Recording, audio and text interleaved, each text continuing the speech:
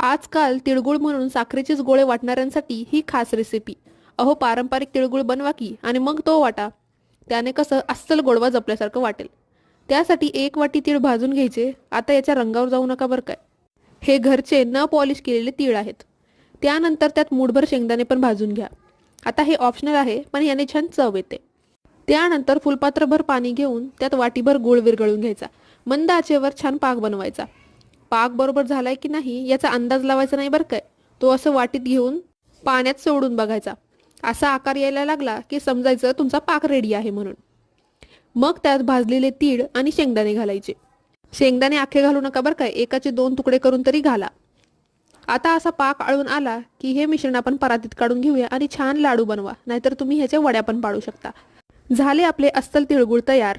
चला तर हे तिळगुळ तुम्ही सगळ्यांना द्या आणि गोड गोड बोला. आणि हो, चॅनलला सबस्क्राईब करून जावा.